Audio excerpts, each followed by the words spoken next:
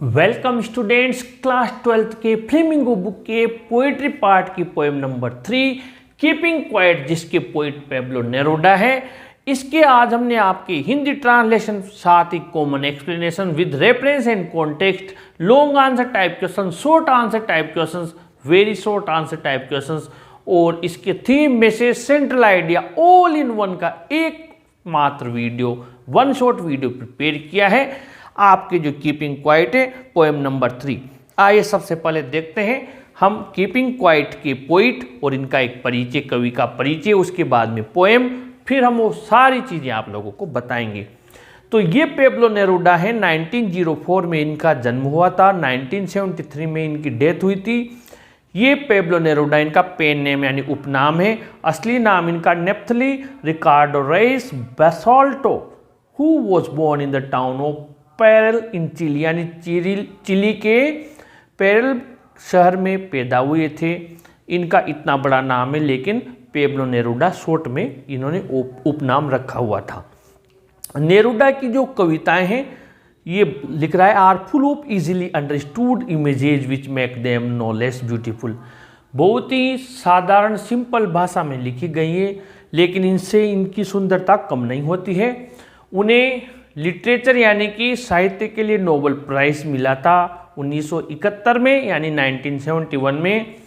इस कविता में Neruda talks बताते हैं about the necessity of quite introspection, शांतिपूर्ण तरीके से इंट्रोस्पेक्शन यानी आत्म अवलोकन करना, and creating the feeling of mutual understanding among human beings, और लोगों में म्यूचुअल यानी एक दूसरे के प्रति समझ पैदा हो इंसानों में। अब सबसे पहले यहाँ पर कीपिंग क्वाइट में कवि कहता है, now we will count to 12 and we will all keep still. अब हम 12 तक गिनेंगे, 12 तक गिनेंगे यानी कि कुछ समय के लिए ठहरेंगे। 12 तक गिनने का मतलब 1 2 3 4 नहीं है, यहाँ पर एक शॉर्ट पॉज लेना। वो 12 तक गिनने का कवि का यहाँ अभिप्राय है, उसका मीनिंग है कि हम 12 तक गिनेंगे, यानी we will take a short pause, a short interval, थोड़ी देर के लिए रुकेंगे। And we will all keep still, और हम सब स्टिल यानी विदाउट एनी मूवमेंट, बिना गति के कुछ भी नहीं करेंगे। For once on the face of the earth, पृथ्वी पर एक बार तो, on the face of the earth का मतलब पृथ्वी पर एक बार तो। Let's not speak in any language, आइए किसी भी भाषा में बात ना करें। लेट्स स्टॉप फॉर 1 सेकेंड, आइए 1 सेकेंड के लिए रुक जाए, यानी थोड़ी देर के लिए ठहर जाएं। And not move our arm so much, और अपने हाथों को बहुत ज़्यादा नहीं हिलाएं। अब यहाँ हाथों को हिलाने का मतलब हाथ हिलाना नहीं है, बल्कि काम को बंद कर दें, वर्क को बंद कर दें। डू नॉट वर्क, काम मत करो कुछ पल के लिए। तो फिर क्या करें, क्या होगा जब सब काम करना बंद कर देंगे कुछ पल के लिए? It would be an exotic moment, ये विलक्षण क्षण होगा, विलक्षण पल होगा, अनयूजुअल मोमेंट होंगे, पल होंगे। विदाउट रश, जहाँ पर रश यानी क्राउड, भीड़ भाड़ कुछ नहीं होगी। विदाउट एंजिन्स, जहाँ एंजिन्स यानी कि जो भी कल कारखाने चल रहे हैं, मोटर गाड़ियाँ चल रही है, सब ठहर जाएंगे। We would all be together in a sudden strangeness, हम सब अचानक, सडन अचानक, स्ट्रेंजनेस अजनबीपन में साथ आ जाएंगे। कोई कहाँ जा रहा था, कोई कहाँ जा रहा था, सब एक साथ हो जाएंगे कुछ पल के लिए ही सही। ये दुनिया ठहर जाएगी, लोग ठहर जाएंगे, इंसान ठहर जाएंगे, तो क्या होगा आगे बता रहा है। फिशरमैन इन द कोल्ड सी, ठंडे समुद्रों में मछुआरे, वुड नॉट हार्म वेल्स, तो मछलियों को नहीं मारेंगे, उन्हें हार्म नुकसान नहीं पहुंचाएंगे। And the man gathering salt, और जो व्यक्ति नमक इकट्ठा कर रहा है, would look at his hurt hands, उसके जो नमक इकट्ठा करने से जो घायल हाथ हैं उन्हें देखेगा। कब देखेगा? अगर वो कंटिन्यू ऐसे करता रहेगा तो वो हाथ पूरे खराब हो जाएंगे, उसके हाथों में छाले पड़ गए, लेकिन ठहरेगा तब ध्यान आएगा कि मेरे हाथ कैसे खराब हो गए हैं। Those who prepare green Wars, वो लोग जो हरे युद्धों की तैयारी करते हैं, जो शीत युद्ध, जो बिना लड़े एक दूसरे के प्रति हमेशा बुरा सोचने वाले युद्ध हैं। वॉर्स विद गैस, वो जो जहरीली गैसों से युद्ध की तैयारी करते हैं। वॉर्स विद फायर, जो आग्नेय अस्त्रों से युद्धों की तैयारी करते हैं। ऐसे युद्धों में victory with no survivors, victory यानी जीत, विजय तो मिलती है लेकिन नो सर्वाइव्स यानी कोई जीवित नहीं बचता है। Would put on clean clothes, वो लोग भी जो दिन रात युद्धों की तैयारी करते हैं, अगर वो भी ठहर जाएं कुछ पल के लिए, इंट्रोस्पेक्शन कर ले, अपना एक बार आत्म अवलोकन कर लें, तो वो भी स्वच्छ कपड़े पहनेंगे। And walk about with their brothers in the shade doing nothing, और उनके भाइयों के साथ वो भी स्वच्छ कपड़े पहनकर छाया में टहलेंगे, घूमेंगे, डूइंग नथिंग, और जिनके खिलाफ वो कोई साजिश रच रहे थे, युद्ध की तैयारी कर रहे थे, उनके खिलाफ वो कुछ नहीं करेंगे। What I want should not be confused with total inactivity, मैं जो चाहता हूँ उसका मतलब ये बिल्कुल न लगाया जाए कि मैं टोटल इनएक्टिविटी की, मैं चाहता हूँ कि पूर्ण निष्क्रियता, कि कुछ काम ही मत करो, ऐसा नहीं है। Life is what it is about, जीवन का जो अभिप्राय है, जो जिंदगी है, वो तो है ही सही जिस बारे में हम इस धरती पर आए हैं। हर इंसान एक लक्ष्य लेकर पैदा हुआ है। जीवन का जो अर्थ है वो तो है ही सही। I want no truck with death, मृत्यु से मेरा कोई लेना देना नहीं है। यानी टोटल इनएक्टिविटी का मतलब ये नहीं है कि डेथ के समान कवि ने पूर्ण निष्क्रियता को मृत्यु के जैसा माना है। मैं नहीं चाहता कि काम मत करो। If we were not so single minded about keeping our lives moving, अगर हम सब इस मामले में सिंगल माइंडेड यानी एक मत नहीं होते, किस मामले में, कि हमें कीपिंग आवर लाइव्स मूविंग, हमें हमारे जीवन चलाने हैं, बस हम सब इस देश के उस देश के, इस शहर के उस शहर के, पूरी दुनिया एक मामले तुम में तो एक मत है कि हमें जिंदगी को आगे बढ़ाना है।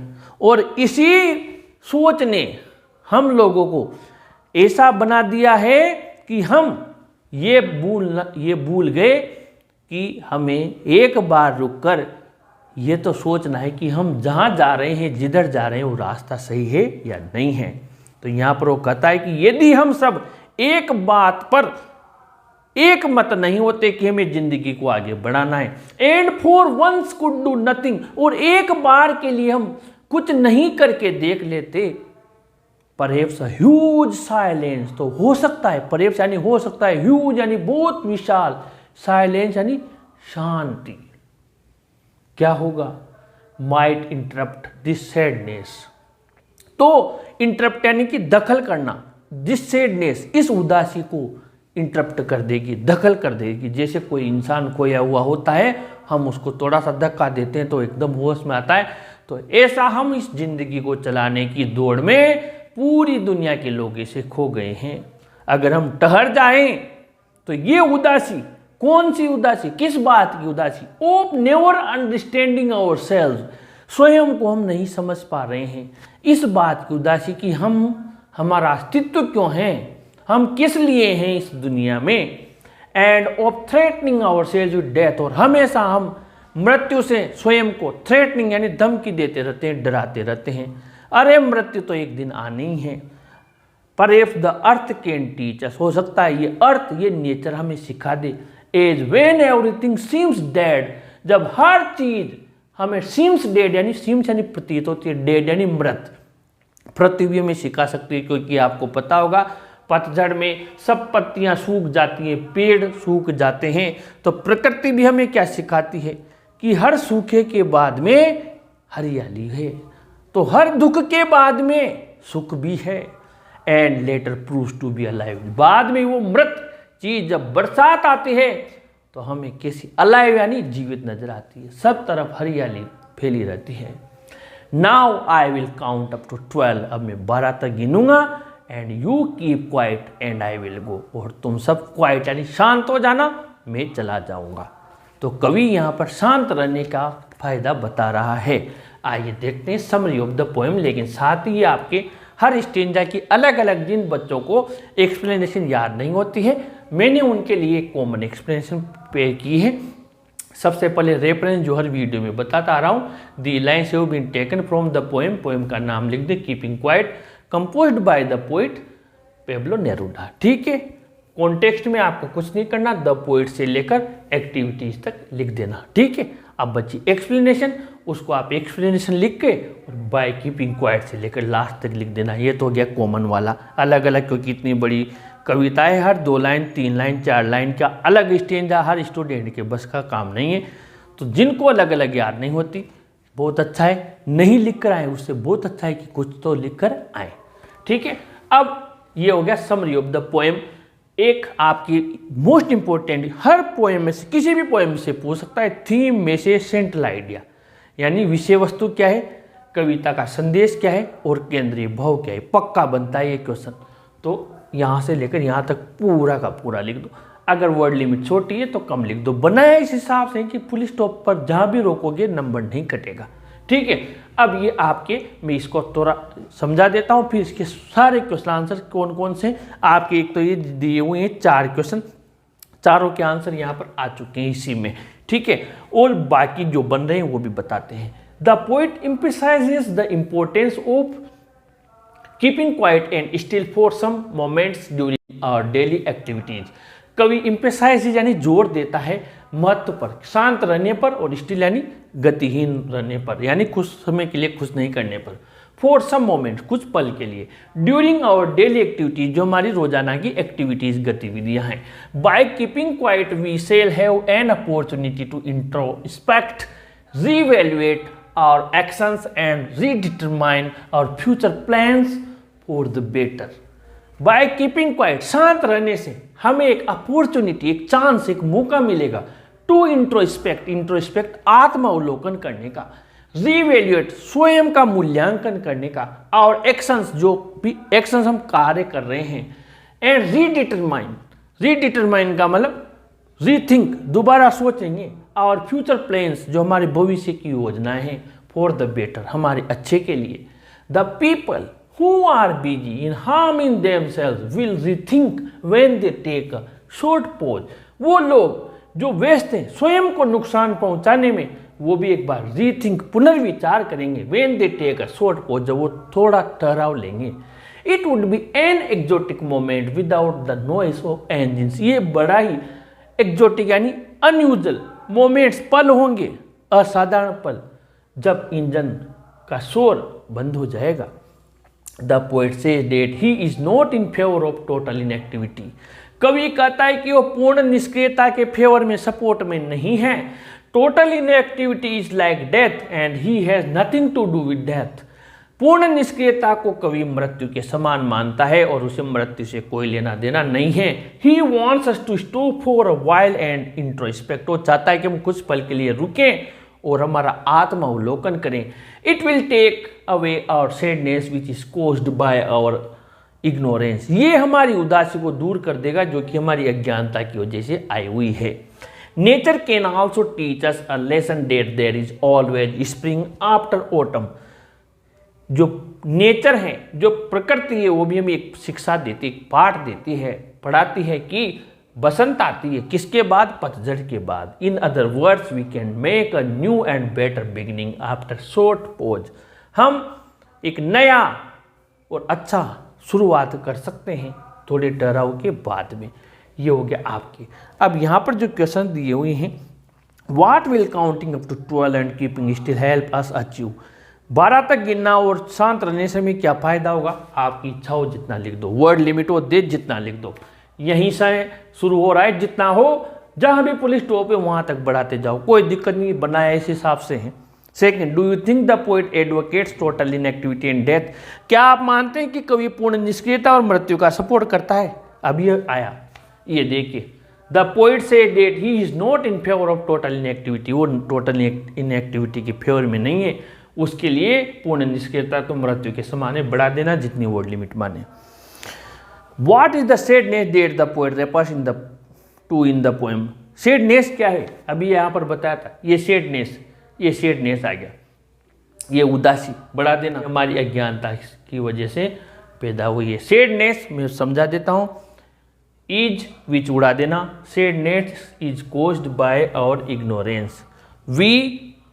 We do not understand our selves. हम स्वयं को नहीं समझते हैं। ये 2 लाइन चल जाएगी शॉर्ट वाले में आराम से, बड़े में पूछे तो फिर और बढ़ा देना।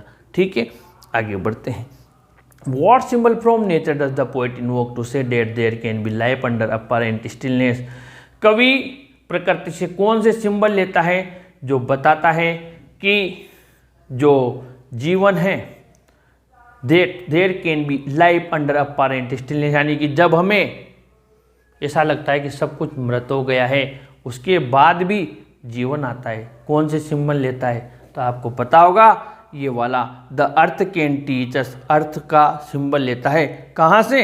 ये देखिए नेचर से, the symbol nature does the poet invoke, तो ये वाली line the earth can teach अस, तो कौन सा सिंबल लेता है? अर्थ वाला लेता है, क्योंकि अर्थ में पेड़ वो मैंने बताया सूख जाते हैं बसंत के बाद में और बाद में हरे हो जाते हैं, तो ये वाला आंसर आप यहाँ से लिख सकते हैं।